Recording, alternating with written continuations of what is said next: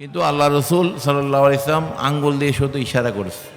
ওনার এই শাহাদাত আঙ্গুলের ক্ষমতা পৃথিবীর যে কোনো ক্ষমতা এটার কাছে তুচ্ছ। সুবহানাল্লাহ বলেন।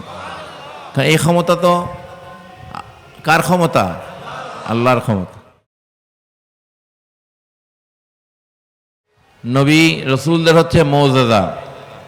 আল্লাহ রসুল সাল্লাল্লাহু আলাইহি ওয়াসাল্লাম আঙ্গুল দিয়ে যখন ওনাকে চ্যালেঞ্জ দিয়েছে যে আপনি যদি নবী হয়ে থাকেন এই চাঁদটাকে দুই টুকরো করে দেখান, কাফেররা যখন নবীকে চ্যালেঞ্জ দিয়েছিল, তো আল্লাহ রসুল বলছেন যদি চাঁদটা দুই টুকরো হয় তোমরা কি ঈমান আনবে? তখন কাফেররা বলল, কাফের সর্দাররা, অবশ্যই আমরা ঈমান আনব। আপনি আগে করে দেখান, যেটা আমরা পারি না সেটা আপনি যদি করে দেখাইতে পারেন তাহলে বুঝবো আপনি সত্যিকার আল্লাহ রসুল, আল্লাহর নবী।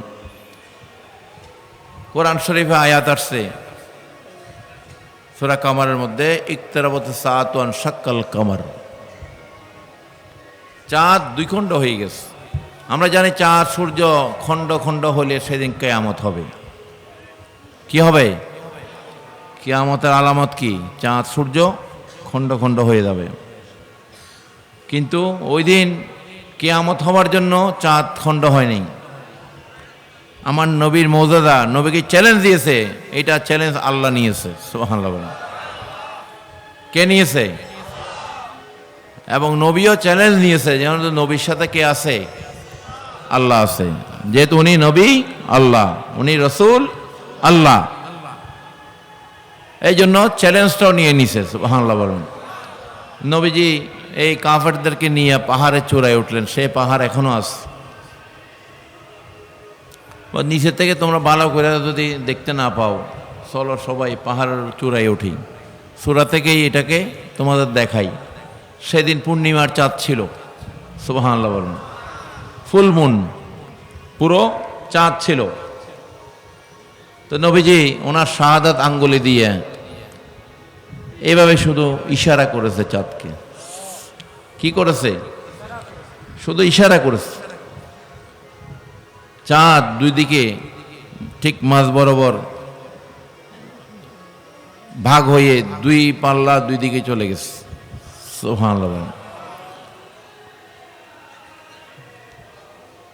তো অনেক কাফের এটা দেখে ইসলাম গ্রহণ করছে, আর কতগুলা যেগুলোকে আল্লাহ হেদায়েত করে নেই সেগুলো বলতে নবী জাদুকর, জাদু করে এটা করাইছে। নাউজুবিল্লাহ। আমার নবী জাদুকর, এই লোক জাদুকর। নাউজুবিল্লাহ বলেন। পৃথিবীর কোনো জাদুকর কি চাঁদকে তারাকে খণ্ড করতে পারবে?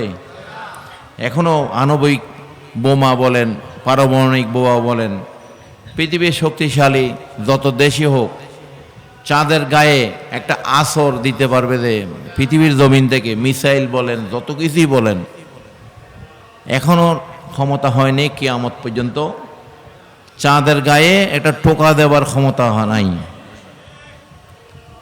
সুবহানাল্লাহ বলেন। কিন্তু আল্লাহ রসুল সাল্লাল্লাহু আলাইহি ওয়াসাল্লাম আঙ্গুল দিয়ে শুধু ইশারা করেছে।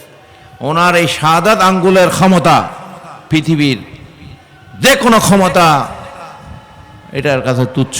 সুবহানাল্লাহ বলেন। এই ক্ষমতা তো কার ক্ষমতা?